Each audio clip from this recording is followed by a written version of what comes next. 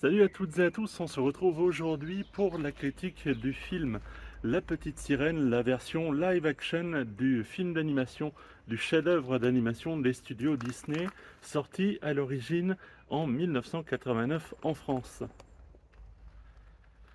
Alors à l'époque, le film était réalisé par John Mesker et Ron Clements. Aujourd'hui, le film est réalisé en live action par Rob Marshall, donc réalisateur confirmé s'il en est, et notamment auteur du Retour de Mary Poppins chez Disney il y a maintenant quelques années. Et le rôle principal est joué par la jeune Halle Bailey. Alors je ne sais pas si je prononce correctement son nom, dans tous les cas j'espère ne pas l'avoir écorché. Melissa McCarthy reprend le rôle de Ursula et Javier Bardem joue le rôle du roi Triton. Alors très clairement, le film va faire parler de lui, en tous les cas au moins chez les fans de Disney. Les multiples faits de production n'ont pas été forcément dans le sens d'une bonne nouvelle et n'auguraient pas d'une réussite, voire on pouvait imaginer malheureusement une sorte de catastrophe industrielle. Eh bien, on va voir un petit peu ensemble si c'est le cas, si ce n'est pas le cas.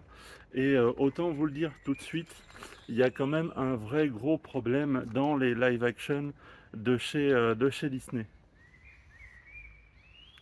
Alors le synopsis, bien sûr, ne change pas par rapport à la version d'origine.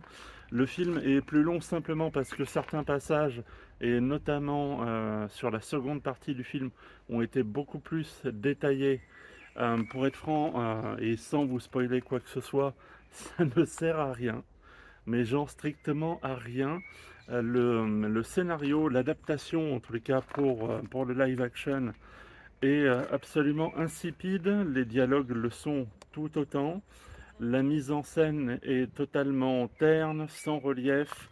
Il y a un problème aussi avec les couleurs. Alors je ne sais pas si c'est fait exprès, mais on y dirait que les couleurs ont complètement disparu du long métrage. Enfin, disparu, j'exagère un petit peu, mais c'est vrai que ça semble extrêmement terne. Le monde sous-marin me semble aussi extrêmement ternasse, grisâtre. Enfin, clairement, c'est pas terrible. Le jeu des acteurs, je dirais que il est en fait assez inexistant sur les seconds rôles. Il n'y a pas vraiment de direction particulière. Après, la chance, justement, quand on a Javier Bardem, Melissa McCarthy, c'est que de toute façon, leur talent leur permet quand même de gérer un peu tout seul. Mais vraiment, il y a quand même un gros problème aussi à ce niveau-là. Halle Bailey fait ce qu'elle peut. Et très honnêtement, je suis assez surpris, je ne la connaissais pas pour être franc. En tous les cas, pas avant ce film.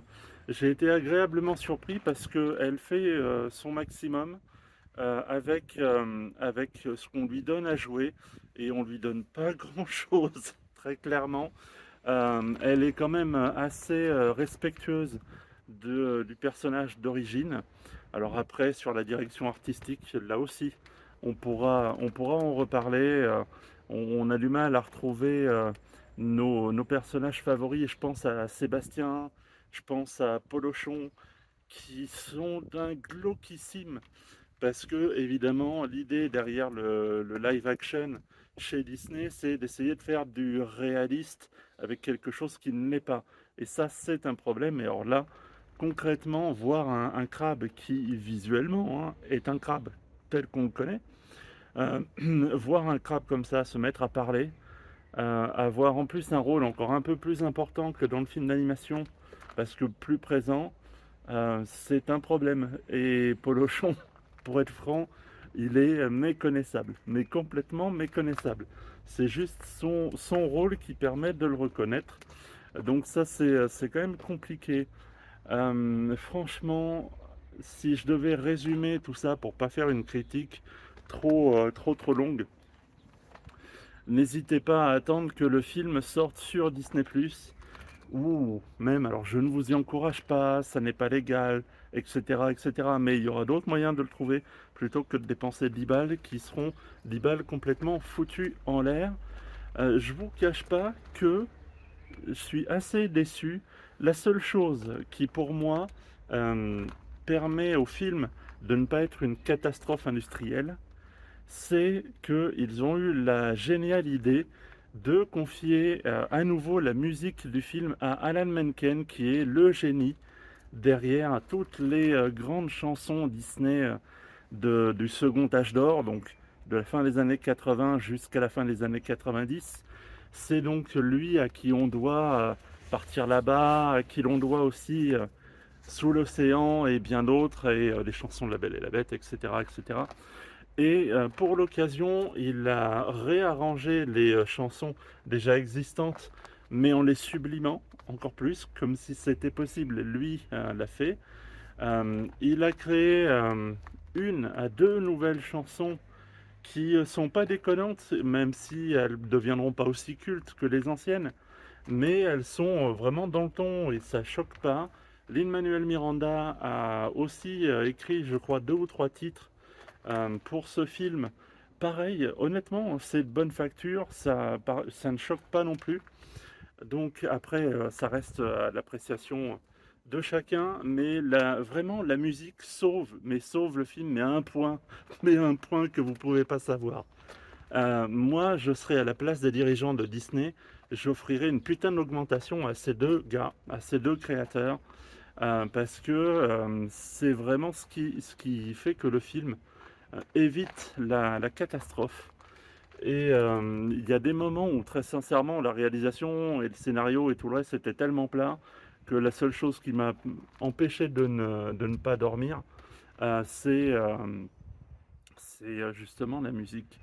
Donc, pour résumer, ben, très franchement, c'est la grosse noyade du côté de Disney.